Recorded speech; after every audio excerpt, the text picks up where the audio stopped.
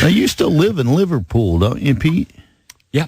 Your money must be no good there. I mean, you must be able to bar or restaurant. I mean, it would be hard to charge a Beatle in Liverpool. In Liverpool, does your celebrity status? I mean, you're celebrity to us. This is very cool. You're part of. We all know that. Yeah, but do you have any celebrity status in Liverpool, or do you? No. I've got to pay for my beer along with you do, huh? I'm surprised. You don't get free beer, nothing. No.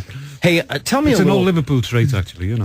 Tell me a little, if you will, about another unknown Beatle. As I've read the stories and the bios, Stuart Sutcliffe sounded like a great guy, sounded like a good friend. In you know, in so many bands, you'll have someone in the band, like, for example, I'm in his band. I don't even play that well, but I'm in because I'm a good friend and because I know how to get jobs.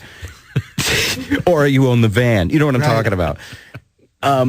What was the story with Stuart? He passed away untimely of some sort of brain hemorrhage or something. That was very tragic. Yeah. Were you around at that time? We were actually flying out to open the Star Club, and Stu sort of met us at the airport with Astrid. And as we got off the plane, we realised that Stu wasn't there. Astrid was there, and she basically turned around. When we inquired what had happened to Stu, where he was, she turned around and said that Stu had died the day before.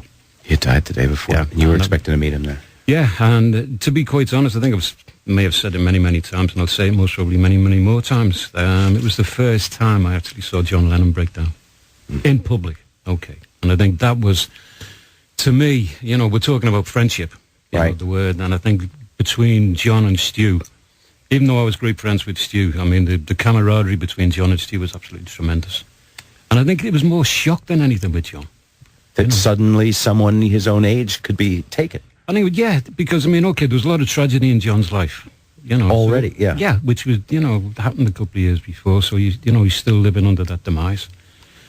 And then things are going well for him, as well as can be expected, and all of a sudden, you know, his best buddy pal, you know, expects to meet him at the airport, and he's told that he's died of a brain hemorrhage, you know, so. Now, at this point, Paul became the he became the bass player, which was not his original intent, right? No, I mean, it was something which... we wanted to use Paul when we had the Polydor sessions, when we were recording with Bert Kempfert. And in view of the fact that we thought that Paul would actually lay down a better bass track, records again, you know, the same. Yeah.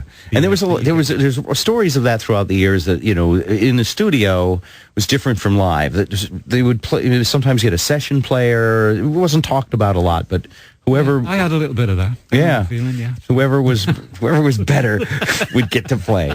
And, you know, you got to admire the you know, the passion for putting out a good product. No, but it was. You know, it was simply... We'd also realised, you know, I think that Stu was starting to lean away from the band. So, okay, and we were trying to redress the situation and trying to make it easy for Stu sort of turning around and saying, look, you know, you can play on the band, but you can't record, and, you know, how do we say that without turning around and hurting his feelings? Because he was a very... You're not going to make a great record. And he knew, by all accounts, that, you know, it was limited. So, you know, I mean... As I do, by the way.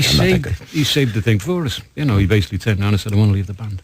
And I was like, okay, we don't have to say anything. Yeah. Right? Paul nice guy. In. And then you're so cool now. In the first few years after the band, you had to be livid. You had to be like, you had to be... Don't talk to me. You're a human being, you know, right? It had to suck for a while. It did. Let's be totally honest about it, right? Yeah. You know, you got your backside panned. The record, within a couple of months of getting kicked out, goes into the English charts, which everyone thought was going to happen. Right. That was the gateway to, you know, what we'd all dreamt about, you know, the English charts. And it was like, watch out, here we come.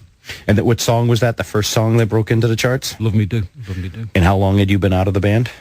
I was out in August, and I think Love Me Do charted in the middle of October. Oh, that sucks.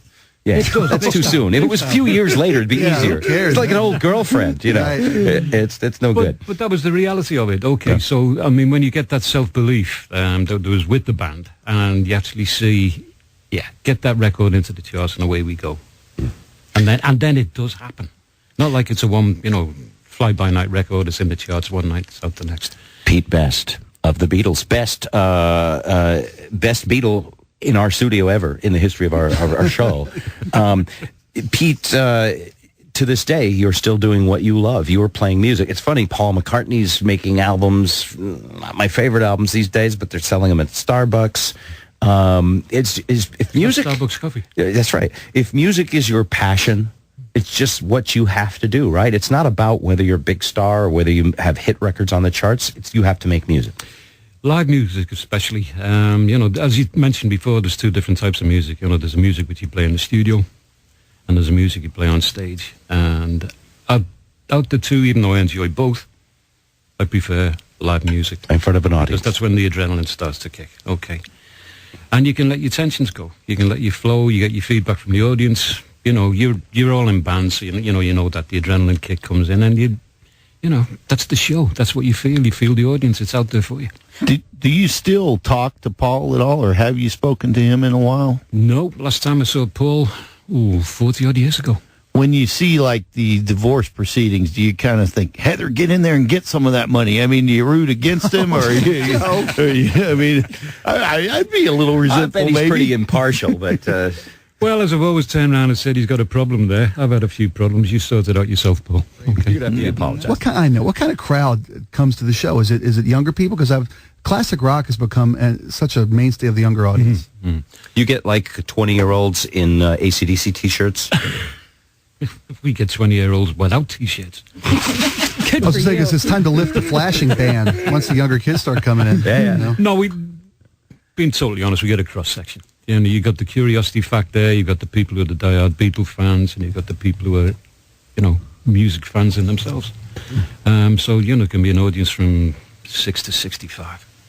You were talking about the adrenaline rush. How do you get up there and let it flow without having a complete nervous breakdown? Because when I get on stage, I can just talk myself out of it so easily.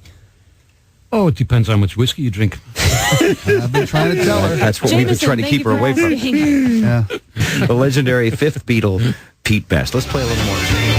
Good time, great guy. It's a pleasure, even more of a pleasure than the last time to meet you in person. Pete Best, thank you for coming by. Oh, thank you guys. Thank you for having me.